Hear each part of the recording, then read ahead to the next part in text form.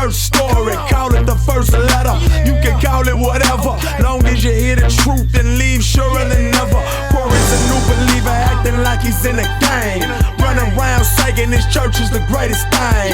Won't check a sermon unless it's his bishop name. It seemed he forgot to keep Jesus the main thing, cause Bishop ain't raised up after 3 days up. He ain't take your case up, offering you his grace, But Corey stay divided all of the time. Not Christ, but a man that he's standing behind. Hey, I got this little letter, I'm trying to break it down, so you can hear the truth in the sound. Division, a whole lot of sin. I can't forget the problems of people living within. I got this little letter, I'm trying to break it down, so you can hear the truth in the sound.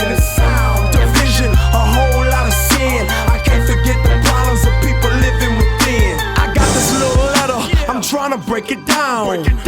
But let me tell you Corey background. He started off crazy, parties full of shouties, religious ceremonies where people was getting naughty. But all that changed, the truth of God reigned. The gospel spread within him like viruses in his veins. But man, even though his heart's rearranged, he found himself caught up in some of his old ways. He laying up with women and sinning was getting strange. Thought the more he sinned, the more Jesus was pleased to save. He thought cause he accepted his brother touching his mother, that he was spiritual cause he let them get with each other.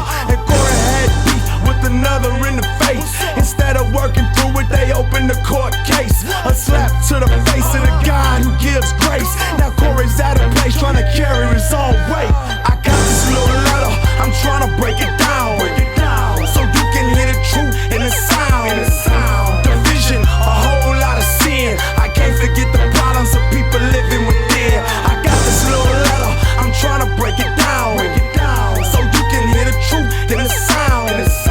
Division, a whole lot of sin. I can't forget the problems of people living within. Hey, now Corey got married, but everywhere he turns, he sees lust burn and women waiting to serve him. And Corey's learning Satan wishes to turn him away from his wife to satisfy all his yearnings. Divorce ain't legitimate if both are regenerate. What God put together, let nobody put a split in it. See, that ain't the end of it. He saw his own benefit. He would do the things that his friends saw as forbidden it. Though there was no sin in it, his homies, they was ignorant. They were made weak cause his liberty was the hindrance. Unlike an apostle, no concern for the gospel, no denying his rights. Nah, homie wasn't that thoughtful. See, I need to take a second to explain that Corey ain't a person but a group of people, many just like Christians today. See, the Corinthians were caught up in their own worldly culture, no respect for divine authority, the Lord's Supper. They were still exalting gifts which are given by the Holy Spirit to begin with, more than loving one another. They were all focused on their own egos, on their own selves. Everything we have was given by God who commands us to live outwardly toward others.